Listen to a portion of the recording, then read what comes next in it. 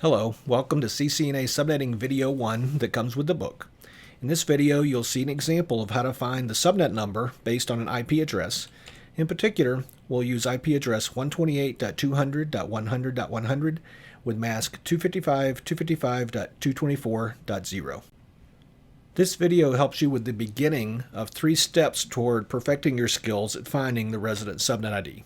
First off, this video goes over a particular process for finding the resident subnet. It's the same process that's in the book.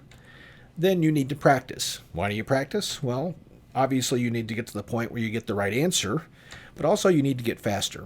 The exam's going to have some time pressure, so you need to practice these things until you can get the answer pretty quickly. In fact, step 3 is to practice until the process is second nature. Before you go to the exam, when you do some math for subnetting, you ought to be comfortable enough with it so that you're not thinking about each individual step. You see the problem, you do the math, you're done. So what is this idea of a resident subnet?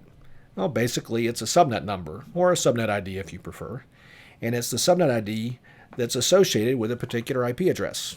For instance, PC1 has that IP address you see on the screen, 128.200.100.100, and it's got the mask that you see there as well.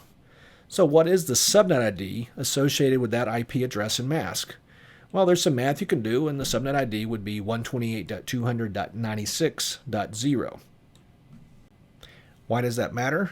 Well, routers will do that same math, find the subnet ID, and build a connected route for that subnet associated with that interface. For instance, in this case, R1 will have the connected route you see on the right side of the screen for that subnet over on the left, the 128.200.96.0 subnet. So why is that so important? Well, the router essentially defines the range of addresses in that subnet based on that math. It's basically how the router knows which addresses sit over there on the left. So let's go over the process of how to find the resident subnet ID based on this IP address and subnet mask. First off, you can organize your problem by giving yourself a place to write down the mask and address, and then the subnet number that you'll find, and put those numbers on top of each other like you see there on the screen.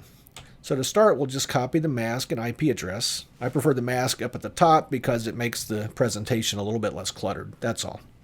So I've got the 2 numbers there, and they're column aligned to make it a little bit easier as well. Then at the second step, we try to find the octet where the more difficult math is going to happen. If the mask has a value that's neither a 255 nor a 0, then that's where the difficult math is going to be. So we look at that, and of course the third octet in this case is the one that's more interesting, if you will. So we'll put a darker rectangle around that so we'll remember which octet is more difficult. At this point, the process takes care of the 3 easy octets. For any octets to the left of the interesting octet, you just copy the IP address down to the subnet number field. That's it. Any octets to the right, in this case the 4th octet's to the right, of course, you write down a 0. So we know the subnet number is going to be 128.200.something.0. Now let's move on to the interesting octet. Next, we need to find the magic number. Now the term magic number is just a word I made up years ago for a long ago edition of the books, but the idea is simple. You take 256 and you subtract the mask's value in this interesting octet.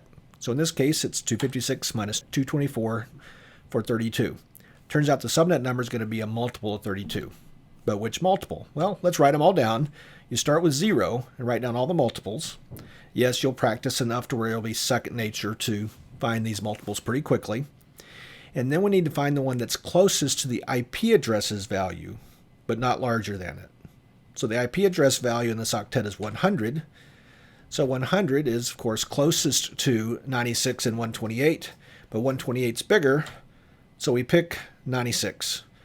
So as it turns out, the correct subnet number in this case is 128.200.96.0. So what to do from here? Well, first try a couple more problems right now. Take these 2 that you see on the screen, write them down on a piece of scratch paper, and go ahead and do them. Then review the next 2 subnetting videos, which review how to find these 2 problems using our process. That way you can work out any kinks in your understanding of how to go about finding it. Now, after doing 3 problems, you're not going to be great at it.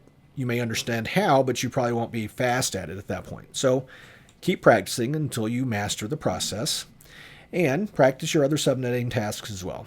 Now, if you want more practice, the book has many practice suggestions, places to go to find more practice problems. In fact, the DVD that comes with the book has many appendices that point to some more practice problems. Subnetting is still one of the most important topics for the exam, particularly one of the most important to master the skills. So take some time, practice, and get good at it.